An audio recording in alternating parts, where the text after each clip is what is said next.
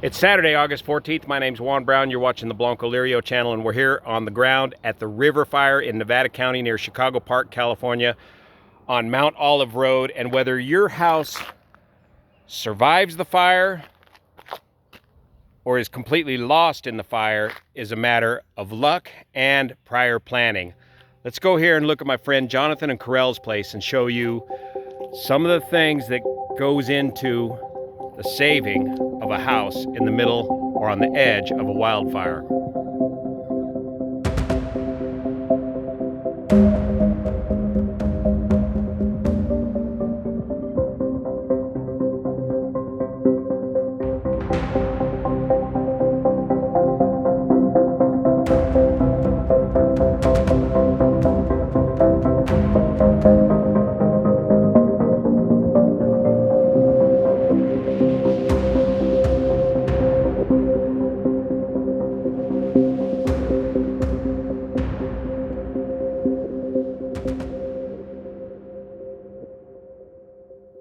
This is Jonathan and Carell's house on the edge of the river wildfire on Mount Olive Road. This would be the north and east corner of the head of the fire. This is as far as the fire headed up to the north. It hit around here about 5 or so in the afternoon. This fire was pulled up this direction from this draw down here. This is one of those drainages that leads down into the Bear River Canyon that drew this fire up.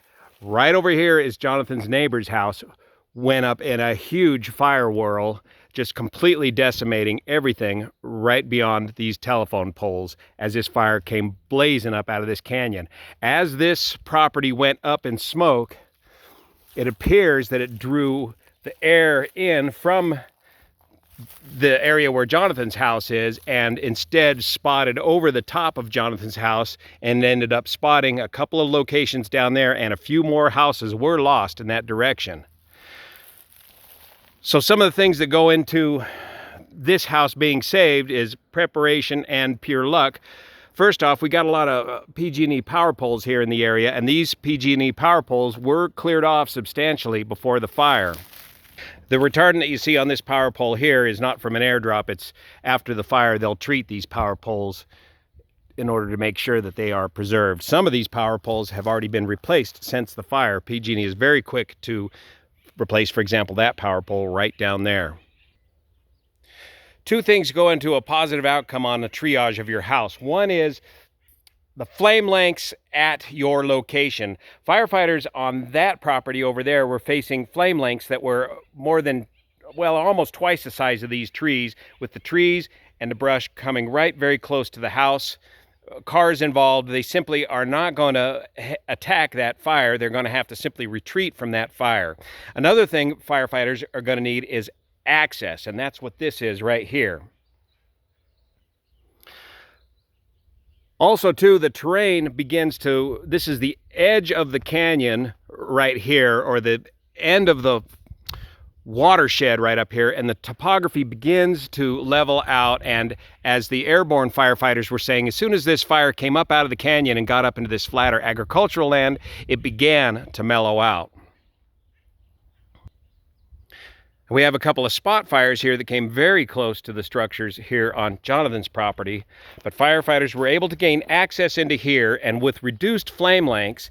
And what the firefighters found when they got in here is that Jonathan and Carell had spent the last year prepping this property. And in this area here was 30 years worth of blackberry growth that Jonathan and Carell had masticated and chipped. So they had gotten rid of a huge mountain of blackberries in here all the way down to the drainage below.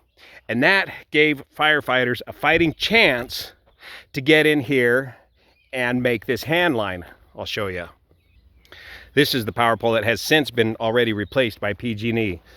So starting right about in here, you could see where the hand crews started chipping away at a containment line right up to the garden area here. And this is a CAL FIRE containment line. So when you see the containment numbers, this is part of what that means. They've got a trail down to solid earth around the edge of the fire. And this trail continues up and around and over around that spot fire right there, and this fire continued to spot up over Mount Olive Road. And that's the problem with the head of this fire, as I briefed on the airborne survey of this, is the head of the fire is spotting half a mile or so in advance of the fire, and that's where it's very hard to work with the head of the fire. This one being right on the edge of the head of the fire, firefighters were able to get in here and save this house, because right up over there is their wood deck and their roof, which they had raked all the leaves away from this house, and their roof is very, very clean of leaves and debris. Here's another thing Jonathan was prepared for. He was not home at the time. He didn't get to use it, but he had also prepared himself a fire hose, a pump, and a water source right here.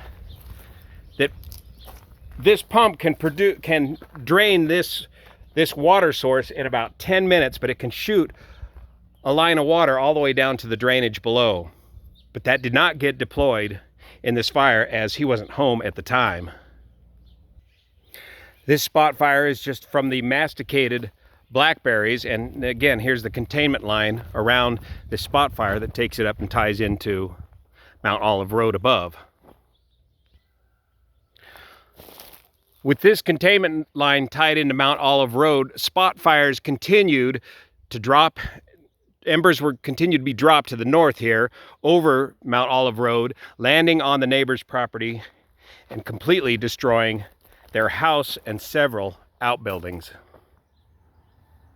But right beyond this property is about where the fire stopped to the north, just short of Chris Beer Wagon, Pumpkin Patch and Farm.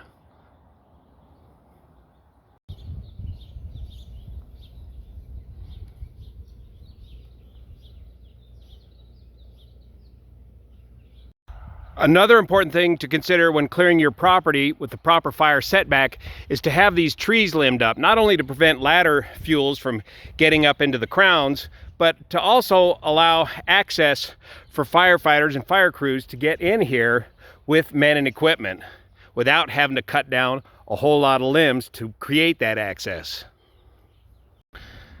Just next door to Jonathan and Carell, their very dear neighbors, were not so lucky, as their house was in the wooded area where firefighters were facing 150-foot plus flame lengths reaching over the tops of these trees, and there was little or nothing firefighters could do about their structure located just down this road.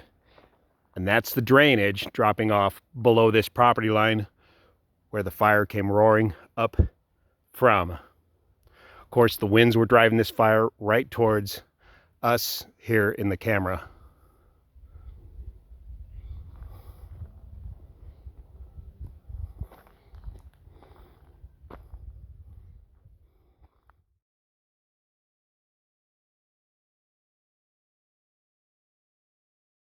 These folks do want to rebuild, and they're going to change the design such that the house is located in a safer location over here, away from the tall timber and the steeper terrain. This is the inside of Jonathan Carell's beautiful house, and they were out of town at the time, but you had house sitters and a pre-briefed plan, right? Right, yeah. I mean, just it's just so difficult to leave, and when you have pets and everything, you just want to make sure that your house sitters have a plan so that they know where to go for their own safety, but also to help your pets. And so I felt that it was really important, just because it is fire season. So what did you have, a written down plan, right? Right. So I had written, well, first of all, I gathered a lot of things. So I had go bags for the pets, and I had a bin that had our, valuable and important documents and papers that were all in one bin labeled, and I just had a list, and the list was basically 5-minute evacuation, like if you have to just grab and go. So I had things ready. I had all my pet go stuff on the front porch, so it was all together, didn't have to go looking for it. I also had it on the front porch too, in case they weren't here and I had to call a neighbor to come and get my pets. because not all house sitters are home the whole time. So I think it's good. I actually always keep my pet stuff on the front porch for that reason, because we may not be able to get to our house in time and might have to call a neighbor or somebody, or a fireman might be able to come by and save your pets. So some people even put like a sign on their door that say there is a cat and a dog in here, and then they have their cat carrier and whatever ready. But I had the 5-minute plan, I had a 10-minute plan, 30-minute plan, and an hour plan for everything to grab. I learned a lot from this on how to make things easier for them. For example, we have instruments, and a friend took some instruments, but we didn't have all their instruments in their cases. They will be in their cases next time. Just little things to save time, so you're not putting them in danger while they're floundering around trying to find things, and ourselves too. I mean, just to make if we're home, our evacuation more efficient and more quick. Because as we move into the fall, when we get more winds, that you just don't have as much time. We were lucky this time. So that's preparation. I mean, you weren't. This was all done well before this fire hit, obviously, and that's what it takes. And the one thing I've learned is a power strip. Bring all your chargers and a power strip for all your electronic things, so you can stay in touch while you're bugged out. Wow. So I hope that gives you a better idea what folks went through here on the river fire in Northern California, Nevada County, and Placer County. But this is not just a Northern California thing. This problem is happening all over the West and all around the world right now. The Dixie Fire up to the north of us is nearly 500,000 acres. Here to date in California, 1 million acres have been burned so far, near over twice of what was burned at this time last year. Last year, California burned a total of 4 million acres. Fires continue all the way up into British Columbia, Canada, Greece, Turkey, and Siberia as well. The fires in Siberia, the acreage is greater than all the fires here in the United States and Canada put together. Thanks so much for your support. See you here.